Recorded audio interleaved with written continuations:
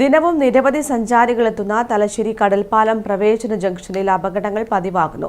4 റോഡുകൾ കൂടിച്ചേരുന്ന ഇവിടെ മുന്നറിയിപ്പ് ബോർഡുകൾ പോലും ഇല്ലാത്തത് കൂടുതൽ അപകടങ്ങൾക്കിടയാക്കുകയാണെന്നാണ് നാട്ടുകാരുടെ പരാതി. തലശ്ശേരി നഗരത്തിലെ പ്രധാന ടൂറിസം കേന്ദ്രങ്ങളിലൊന്നാണ് കടൽപ്പാലം.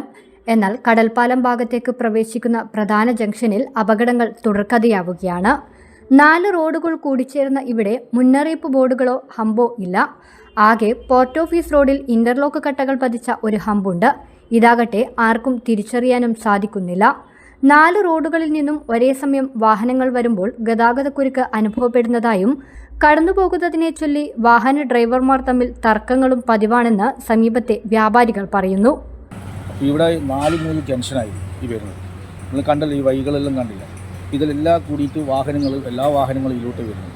പുറത്തുള്ള വാഹനങ്ങളായിട്ടും മറ്റുള്ള മീനിൻ്റെ വണ്ടിയായിട്ടും ഇവിടുത്തെ പാർസലിൻ്റെ വണ്ടിയായിട്ടും പല വണ്ടികളും ഇതിലെ പോകാറുണ്ട്. 2 വീലർ പോകാറുണ്ട്. ഏറ്റവും കൂടുതൽ ആക്സിഡൻറ്റ് സംഭവിക്കുന്ന ഏരിയയിൽ ഇത് പ്രധാനമായിട്ട് എത്രയോ പ്രാവശ്യം ഇവിടെ വിഷയങ്ങൾ ഉണ്ടാകുന്നുണ്ട്.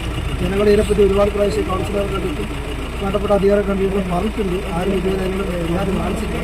നിങ്ങൾ ഇടപെട്ടിട്ടാണെങ്കിൽ ഇത് നിങ്ങൾ നല്ലൊരു പരിഹാരത്തിനെ പറ്റി ഉണ്ടായിട്ടുണ്ടെന്ന് നമ്മളെ അറിയിക്കും.